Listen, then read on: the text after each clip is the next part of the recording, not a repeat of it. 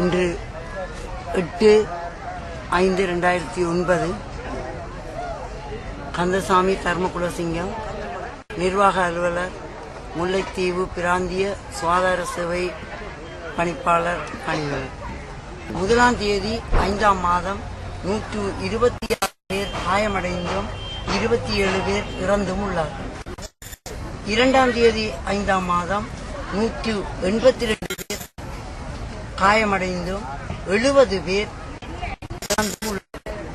3ஆம் தேதி 167 பேர் காயமடைந்திருக்கின்றார்கள், 41 பேர் இறந்துள்ளார்கள். 4ஆம் தேதி 132 பேர் காயமடைந்திருக்கின்றார்கள், 51 பேர் இறந்திருக்கின்றார்கள். 5ஆம் தேதி 156 பேர் காயமடைந்திருக்கின்றார்கள், 45 பேர் இறந்திருக்கின்றார்கள். 6ஆம் தேதி 79 பேர் காயமடைந்திருக்கின்றார்கள், 35 பேர் இறந்திருக்கின்றார்கள். இந்த இறந்தவர்களும் சொல்ல போனால் பாரி எரிகணை வீச்சு காரணமாக இந்த காயங்கள் ஏற்படுத்தப்பட்டுள்ளன, இறப்புகள் நிகழ்ந்துள்ளன. பலர் எரிகுண்டு காயங்களோடு அனுமதிக்கப்பட்டுள்ளார்கள். ஒரு சிலர் மூச்சு திணறலை ஏற்படுத்தக்கூடிய புகை குண்டினால் காயமடைந்தும் திணறலினாலும் வைத்தியசாலைக்கு வருகை தந்துள்ளார்கள். ஏற்கனவே எரிகுண்டினால் காயமடைந்து அதிலிருந்து மீண்டு வருவதற்குள் ஏற்பட்ட புகைக்குண்டு வீச்சினால் மூச்சு திணறல் ஏற்பட்டு மிகவும் மோசமான நிலையிலே வைத்தியசாலைக்கு ஒரு சிலர் வருகை தந்து அனுமதிக்கப்பட்டிருக்கிறார். இவ்வாறு குறிப்பாக சொல்ல போனால் 5ஆம் தேதி 4 திசைகளில் இருந்தும் கடல் உட்பட தாக்குதல்கள் இடம்பெற்றன.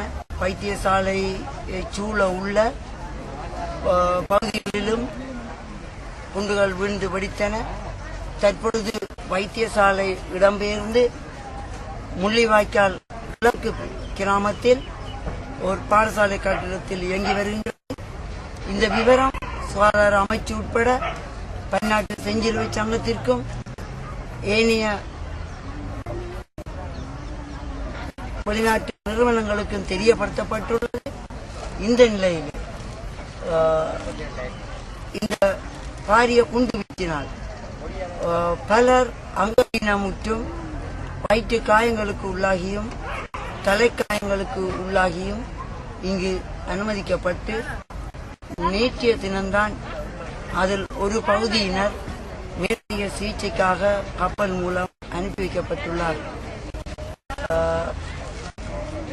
கடந்த வாரம் வியாழக்கிழமை